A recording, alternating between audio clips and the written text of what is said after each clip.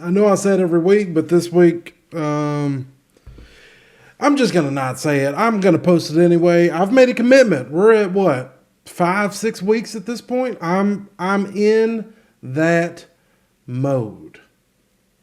I don't really even know what that means, but hey, it's 9:40 on Saturday night. Tomorrow, Super Bowl Sunday. Could you imagine? Let's just the population of National Football League players is like 0.00003% of the entire world. And I just made that up. It's literally a fraction of a fraction of a percent. But I think 53-man roster, you've got 106 people on the biggest stage of the globe. Could you imagine the pressure? I've never, it's all relative to what you do. I've never been in that situation, but you've got, let's take the quarterbacks, the two highest paid people on the team in the league. Could you imagine the pressure they're going through? I don't know if they'll sleep tonight. Probably like a kid at Christmas time. They're trying not to make a big deal of it. Pat Mahomes, he's been there. I don't know if Jalen's been there or not. The Ravens are out, so I'm not really paying that much attention to it. But could you imagine the pressure on them? It's not only their teammates, it's the entire organization. So like it magnifies every time you bring a new like onion layer into the fold. So the first layer is the teammates. No, I would say the first layer would be the coaches because there's not that many of them. Second would be the teammates.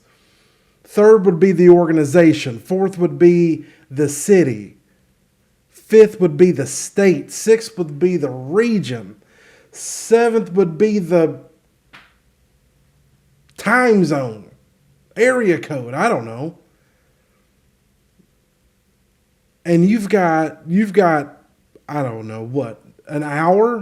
By the time you break all the quarters down, I think it's like 45 minutes to lay your claim at having the opportunity to have your name written in the history books. It's just,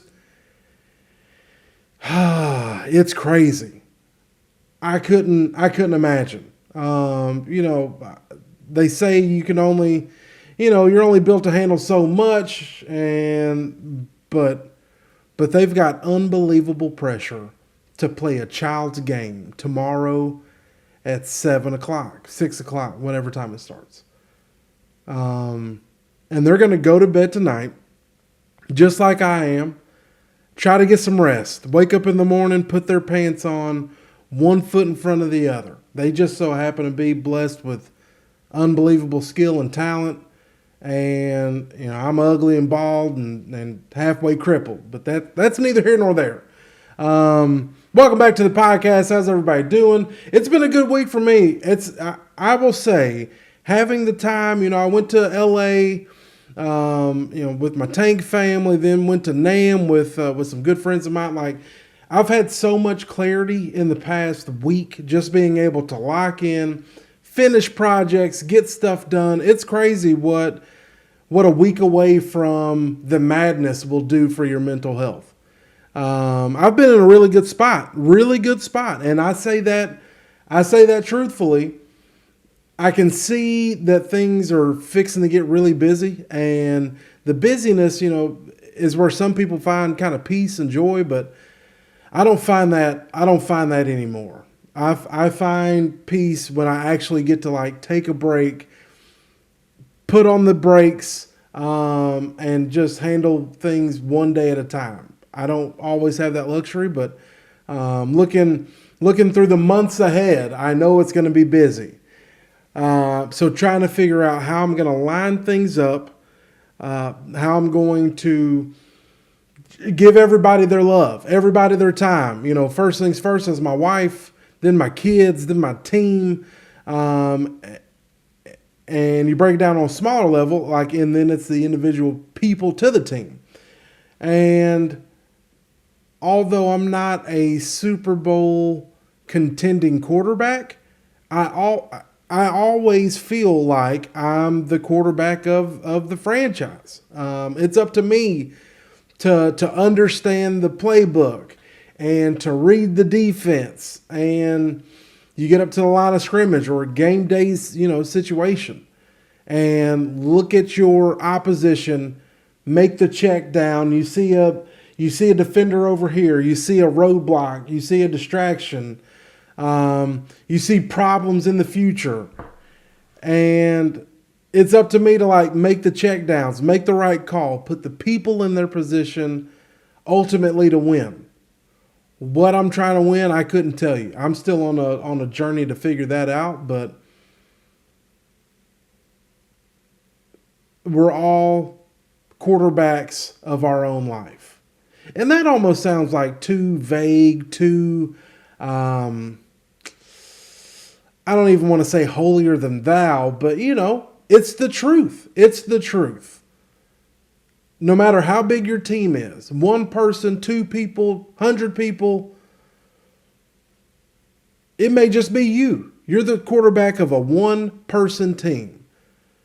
But you've got to be the one to make the call, to make the play, to throw the pass, to make sure that you put your receiver in the best possible position to receive whatever you're throwing.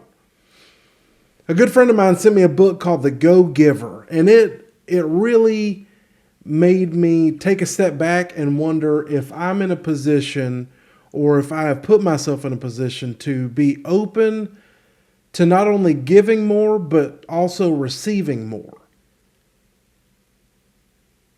But now that we're talking about football, I'm going to add something to that, and I'm going to say it kind of goes hand in hand, being the quarterback, being the man. They get all the praise, but they also get all the hate if something goes wrong. Cam Newton still can't live down, that Super Bowl where people say he gave up on his team, didn't have the heart. He's out of the league, and that is the legacy he is known for now, other than the crazy hats and wardrobe and all that stuff. People still talk about that, and that's been almost a decade ago, and that's what he's remembered for. Not the Heisman Trophy winner, not the Auburn scandal, not being the quarterback to put Carolina on the map professionally, going to New England and performing well under duress. He's known for not showing heart and hustle on the biggest stage of his life. And in the moment, he probably felt like he was doing the right thing.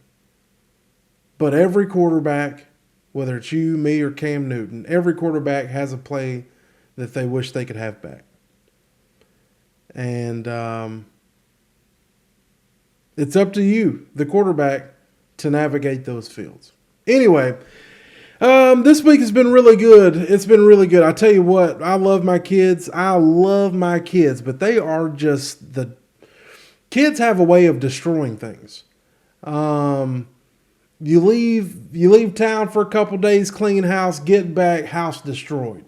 My wife's doing the best that she can. It's tough. The more I'm married, the longer I'm going through this thing called parenthood, the more I've got just an insane amount of respect for single parents. Parents that were out here grinding, doing it by themselves. I've got a whole nother human in my house right now that is helping me through this thing called parenthood. I could not imagine doing this thing by myself. I would be dead. If I had to do this by myself. There's no way. There's not enough time in the day. Kids require an incredible amount of attention, and it just makes my mom is a no limit soldier. She did the best that she could, raising two kids, single parent, No college degree. She's just out there hustling. I remember her working at Mazio's Pizza. And we would eat pizza because that was the only thing that we could afford. She got the employee discount. Maybe it was a 5-finger discount. I don't know. But we ate pizza all the time because she was working there. She was also a CNA. But we never went without. That's the crazy thing about parents.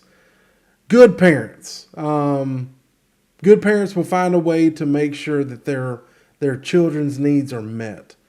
And my mom did everything under the sun to try to make sure that me and my sister had the necessities of life. Now, we didn't have Jordans. We didn't have the brand new hotness, but we always had clothes. We weren't eating steak. We weren't eating even what my kids are eating now. Macaroni and dinosaur nuggets, dino nuggies.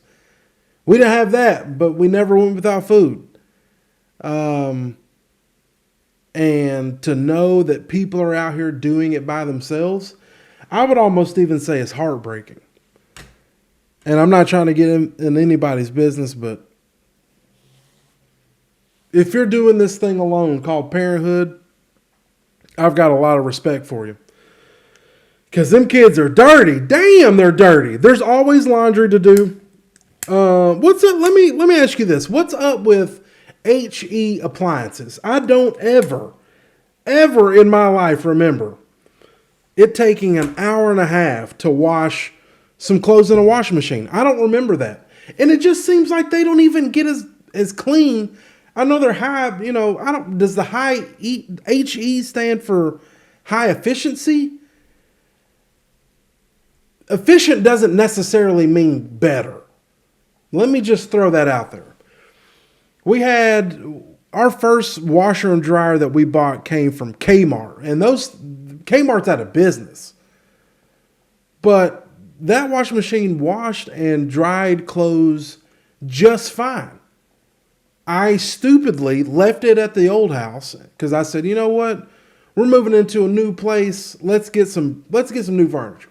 Let's get some new appliances. Let's leave all the stuff that we had at the old place. The only appliance that I brought over from the old house is my shop fridge or the main fridge, but now it's the shop fridge. It's the fridge I've got here in the office. And everything else we left. I wish I would have picked up that washer and dryer. I don't care if it reduces energy costs. I want my clothes clean. Is that too much to ask? I don't think so. Department of Government Efficiency. We need a Department of Appliance Efficiency. I would gladly pay more if my clothes were clean every time and it didn't take an hour and a half. I just don't. Correct me if I'm wrong. Leave it down in the comments. I don't think it took an hour and a half to wash clothes back in the day. It seems like it doesn't cost any more money. Everybody's got Tide Pods now, so you can't overuse soap. You put 2 Tide Pods in there and your clothes will be all soapy and nasty. You put 1 Tide Pod in there and it's not even bro, it doesn't do a good job. Maybe my shit's broken. I don't know. But HE appliances just don't cut the bill anymore. They're working, but they're not I equate it to when I used to come out here to late at night, and it's 10 o'clock now. This is the norm, but let's say I would come a year ago, 2 years ago, I would come out here and I would work from 10 o'clock till 2 o'clock in the morning. And my therapist, she said, are you working and getting things accomplished, or are you just working to keep yourself busy? That's how I feel with high energy appliances, high efficiency appliances. I feel like they're just working to work. They're not actually getting anything done. I don't know how I got on a tangent on appliances, but here we are. I'm 35. This is what dads think about now. I got a lot of laundry. It's like mushrooms. It just sprouts up, never goes away. At what age do you teach your kids to do laundry? I feel like we're close. I feel like we're close. My kids will be 5 and 2 this year. Evie, no relation to Electro Voice, she'll be 2 in just like 2 months. Roman will be 5, going into kindergarten. A lot of big changes. I'm excited. I'm excited for my dude. He's pumped about going to school, and I feel like I was the same way. I wanted to go to school because there was kind of the same situation that we have here. I had, when I was a kid, I didn't live around a bunch of kids my age. So school was my happy place. That was my place. I got to hang out and joke around and be around my people. There's no neighborhood culture where I'm at. We're out in the country. There was no neighborhood culture where, back in the day when I was a kid, because my mom was working and she put us in the house and she said, don't open that freaking door for anybody. So we didn't get a lot of time to, unless she was at home, we didn't get a lot of time to, peruse around the neighborhood. But I'm excited for my boy. I think it's going to be really good for him. He's getting to the age now where his personality is really starting to come out, really starting to develop. And for him to have some of that structure that school provides, I think it'll be good for him. He's not a bad kid, good kid. Just a ball full of energy, and school's going to give him that release. It's going to be great. Took my wife on a date night this week. That's one thing that we never. I feel like since we've had kids, and even we went to therapy, couples counseling, it was one of those things where it's like, man, when's the last time you just went out on a date with your wife, with your spouse? We weren't doing it enough. And we're finally through the holiday season. Like the holiday season, it feels like it was 6 months ago. That's light years in the past. So, tried to do a date night this week, was going to take her out bowling. The city I'm in, we just had an Olive Garden open like a month ago, I think, maybe a couple weeks ago. And in my head, I planned none of this. Coming off of a job site, luckily the job was just a few minutes away from my house. But coming off of a job site, it's 5:00. My plan: take her to bowl. I enjoy bowling. I'm not very good at it, but just get out of the house, do something fun. Where it's just me and her. It's Thursday, which is also league night. Strike number one.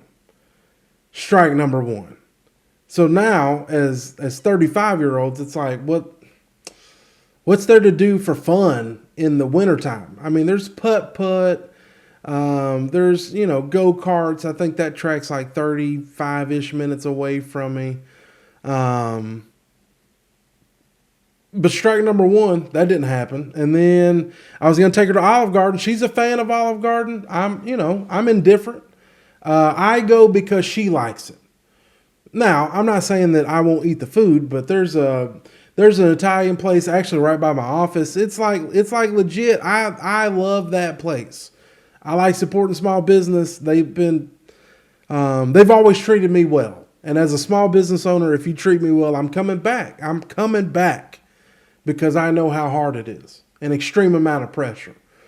But anyway, we show up at Olive Garden, and these country ass people, like, some of y'all don't understand. I'm in a town of 30,000 people, and if something new opens, like, it's either immediately ruined or it'll be so busy for the first 3, like, you don't even pull into the parking lot. Literally, somebody just posted on the Facebook group for our town. There's people out in the parking lot fighting over all you can eat breadsticks. Like, it's not that serious. It's never that serious. But that was a bus number 2, strike number 2. So we hopped in the van, went to Chewy's. That was good. It's glad to see they had their full menu back since post COVID. But do you ever notice when you're out on a date, maybe maybe I'm different, or maybe it's because we don't go on date nights enough. We went on date night, and I think we probably spent more time talking about our children than we did talking about us. Which is okay, but I feel like the true meaning of date night is to talk to your date about. I mean, probably about your kids. I don't know. If you've got ideas on date night, what are y'all doing? Let me know. Me and Savannah got 10 years in the game this year, a whole decade. It feels, I'm not going to lie, it feels like,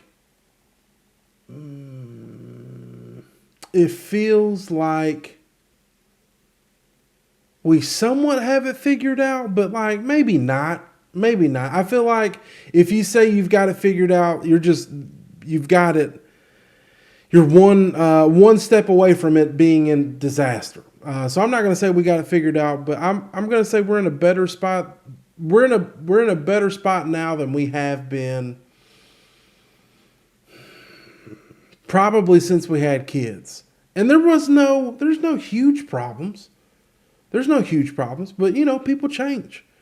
I'm not the same person she married 10 years ago, just like she's not the same person that she was 10 years ago.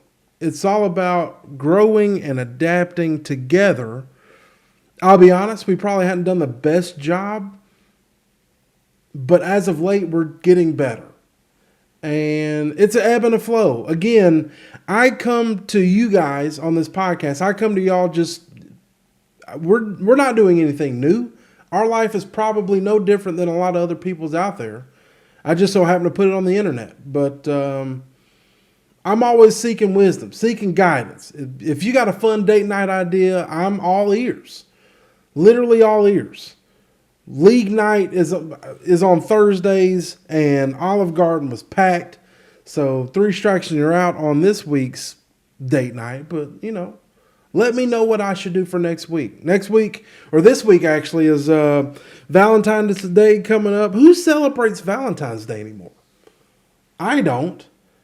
I say that. We do some sort of gift. Really, we're giving stuff to the kids. We might do a little something, but it just doesn't seem as important as I get older. It just seems like another holiday to spend money. I just got 2 months ago, we're buying Christmas gifts. Like, not. I know I got people watching me from different countries. Is everything commercialized? Or tell me, let me know. And I don't want to be the Debbie Downer, but again, it seems like we just got done with Christmas and I got to buy you something else. It's all coming from the same account. Not that I don't love you. Like, let's hope that I'm doing a good job. Let's hope I'm doing a good job, like in the day-to-day, to let you know I appreciate, care, and love you. But that doesn't mean that I got to go out and spend $100 on flowers, or, $10, $15 on a card, candy, and then I got to get you a little something. And my wife watches the podcast. Boo, I'm gonna come in and spoil you the best that I can. I'm literally bitching to the internet, but I'm gonna end up doing it anyway, because I'm not gonna be shown up. It's not a competition, but it is. It is a competition. I give good gifts. I want my wife to, go to work the next day. The girls in the office are talking, what'd your man get you? What'd y'all do? Like, I want my shit to be at the top of the list. I really do. And everybody can't be like this. Maybe everybody is. But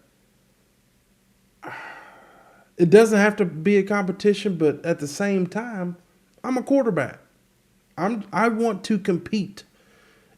It doesn't matter if it's in business, life, or gift giving. I want to compete. So I got to do something good.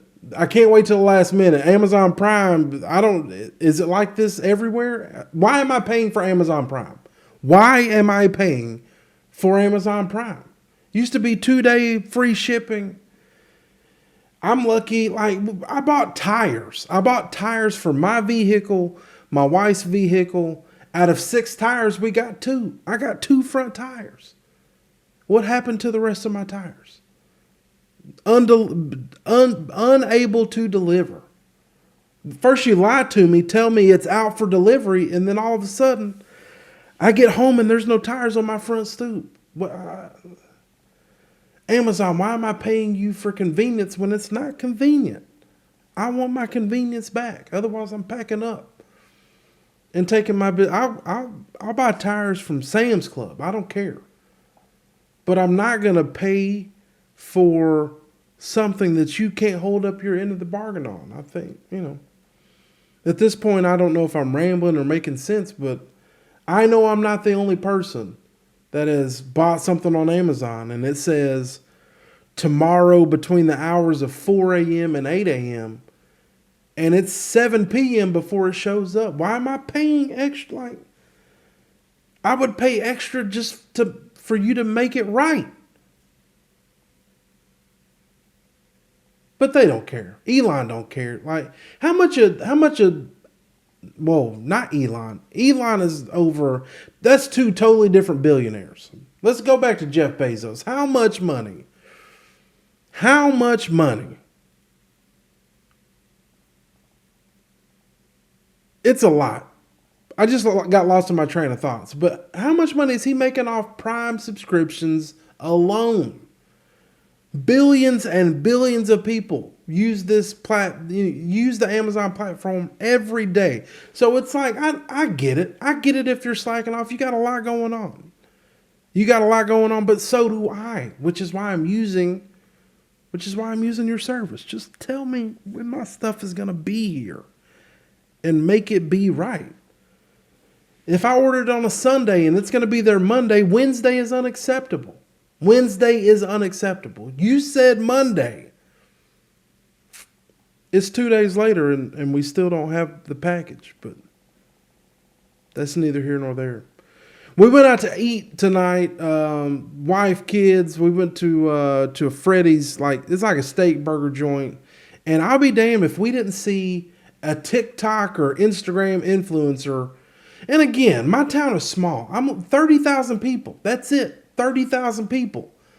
And I am what most people would consider a influencer. I hate that word, but it's what I am. Maybe I'm not. I don't know.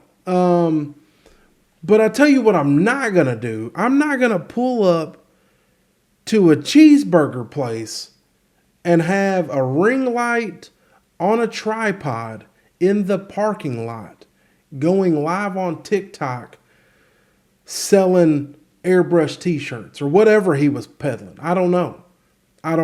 But just the audacity to pull up to a family eating establishment and think you're that important. You have to go live right here.